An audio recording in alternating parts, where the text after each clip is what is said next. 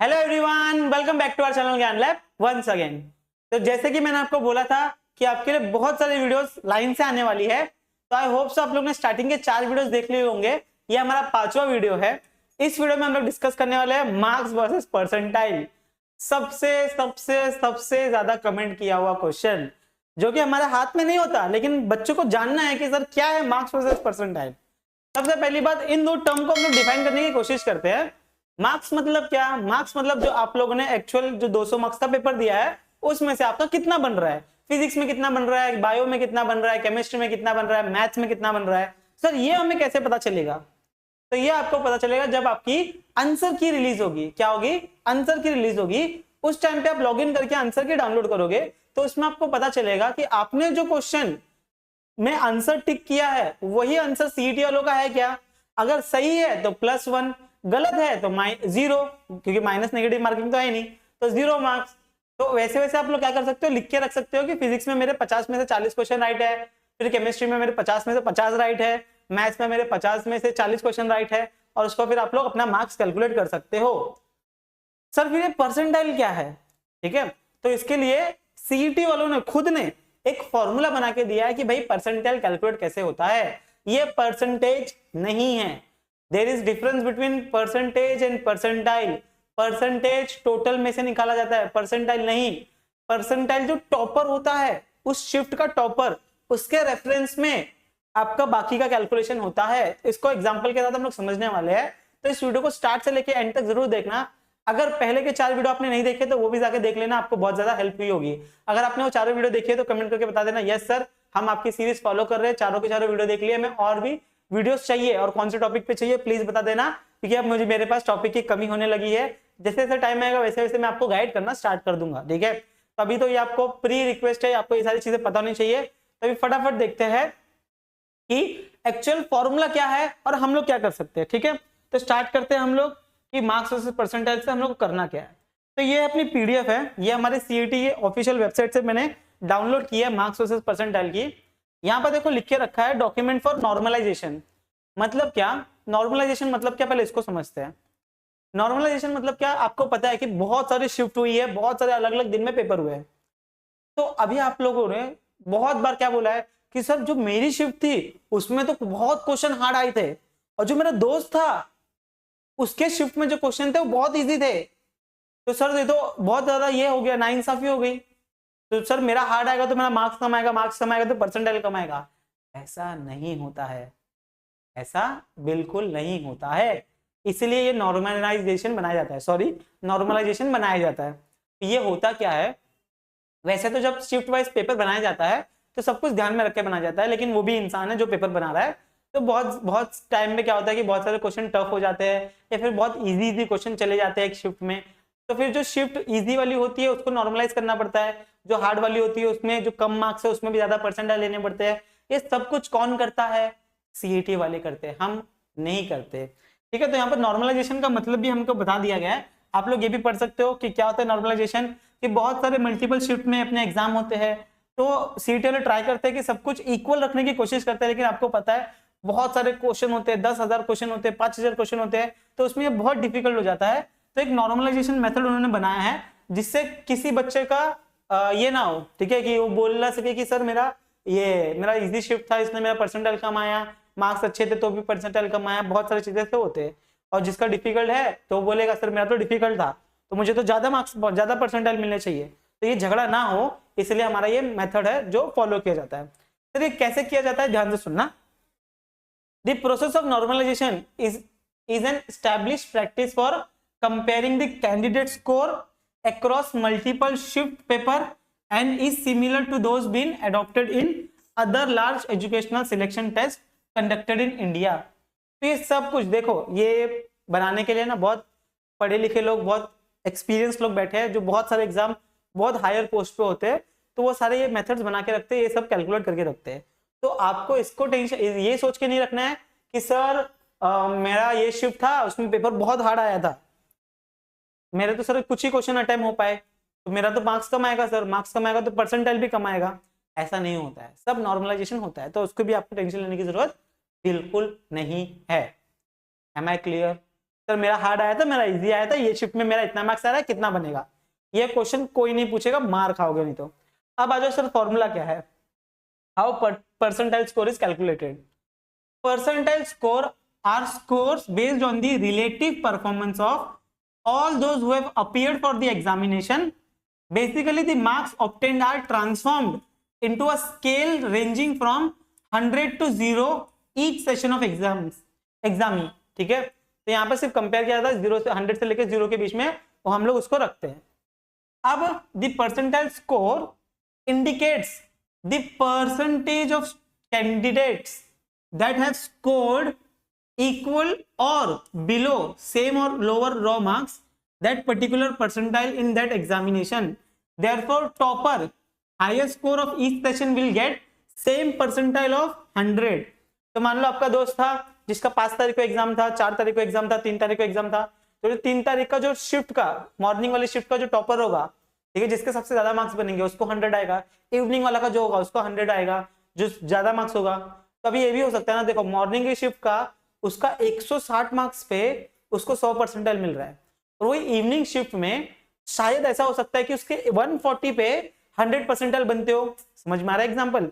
तो ऐसे भी हो सकता है, शिफ्ट वाइज डिसाइड किया जाता है, और फिर उसके बाद में उसके कंपैरिजन में उसके शिफ्ट में जितने बच्चे थे उनका परसेंटाइल कैलकुलेट किया जाता है। एग्जाम्पल के साथ समझाता हूं, ध्यान देना सब लोग, ठीक है। अब यहाँ पर देखो फॉर्मूला दिया है, फॉर्मूला समझो कि फॉर्मूला क्या है, ठीक है। देखो यहाँ पर फॉर्मूला दिया है, हाउ परसेंटाइल इज कैलकुलेटेड, ठीक है, और percentile score will be calculated up to 7 decimal, मतलब क्या सर, 99.99999999 60 डेसिमल तक आपको क्या करने का, ये देखा जाता है, ठीक है, to avoid bunching effect and reduce ties. ठीक है, मतलब क्या था, कैसा होता है कि सर मेरा भी उतना ही मार्क्स आ रहा है, 110 आ रहा है, मेरे दोस्त का भी 110 आ रहा है, ठीक है, सेम शिफ्ट है, सेम सब कुछ है, तो उसमें वो सब चीजें सब बैलेंस होता है, टेंशन नहीं लेने की जरूरत है, ठीक है।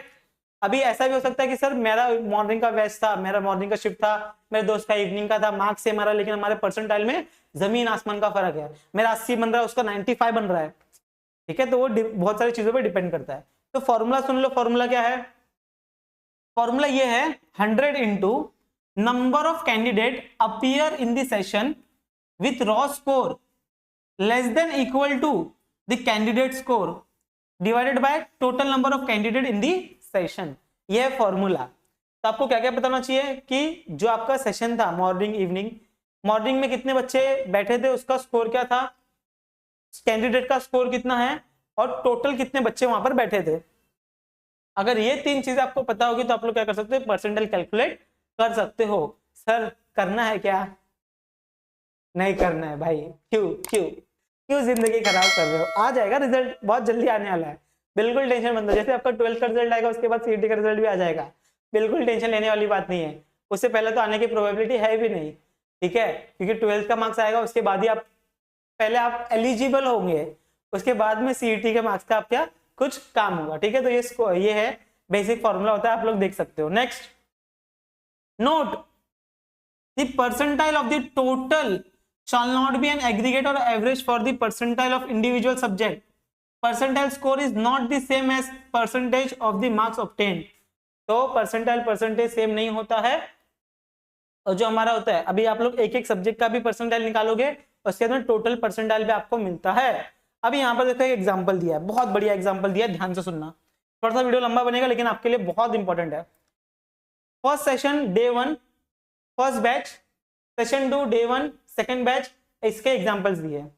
फॉर एग्जांपल, ठीक है, फर्स्ट डे फर्स्ट बैच कितने एब्सेंट थे, 150 बच्चे एब्सेंट थे, कितने प्रेजेंट थे, इतने प्रेजेंट थे, टोटल इतना हो गया।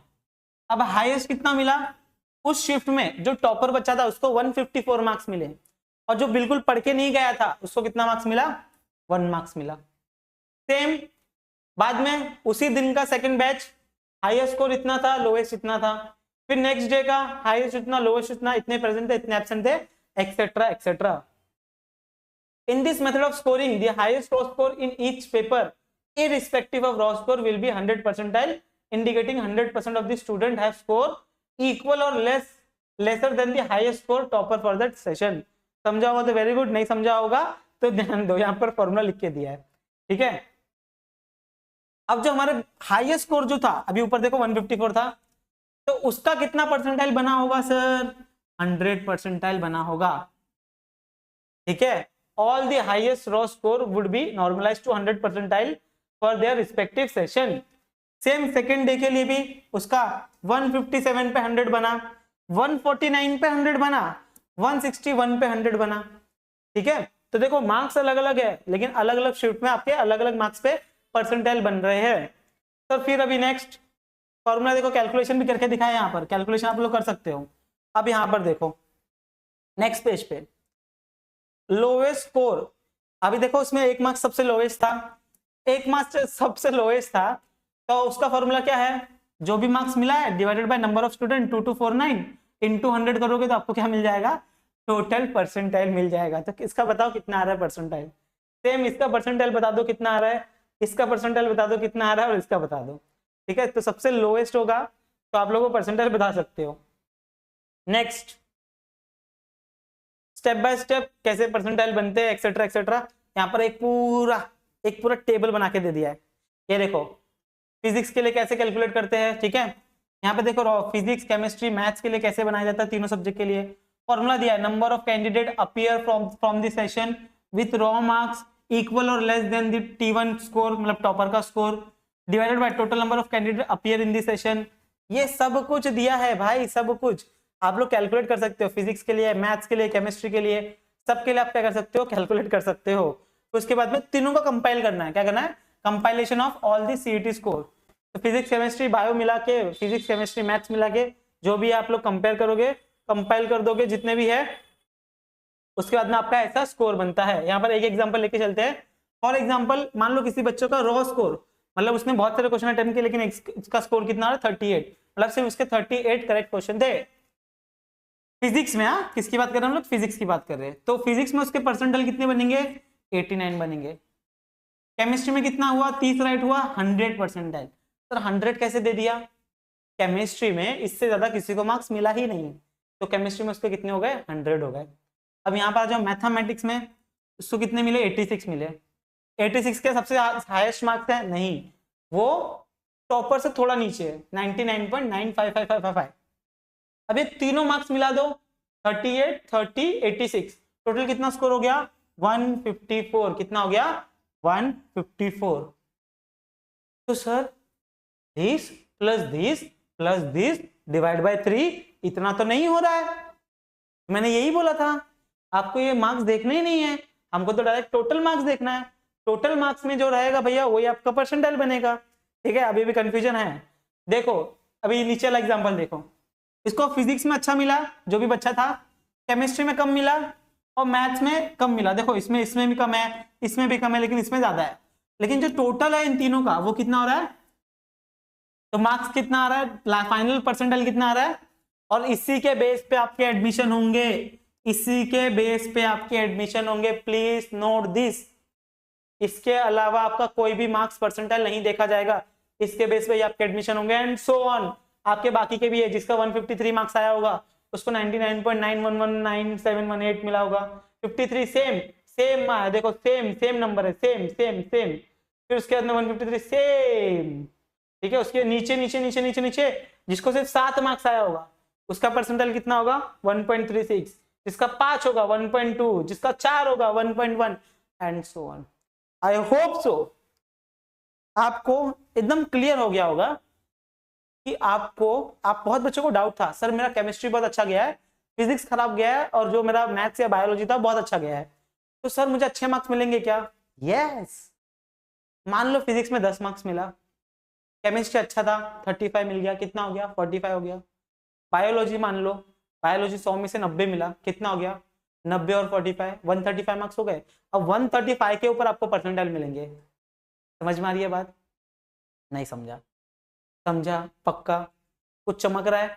ठीक है, इसका मतलब क्या कि आपका टोटल मार्क्स देखा जाता है, टोटल मार्क्स देखा जाता है। इसलिए जब भी अंजलि मैम का भी स्कोर कार्ड आएगा, अंजलि मैम का भी, तो अंजलि मैम तो सिर्फ बायोलॉजी का क्वेश्चन ये करती है, अटेम्प्ट करती है, सिर्फ बायोलॉजी का।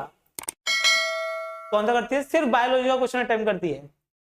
बाकी का तो 0 मार्क्स लिख के आता है, तो भी उनका जो टोटल होता है लास्ट में परसेंटाइल वो 90 के ऊपर होता है, टोटल परसेंटाइल।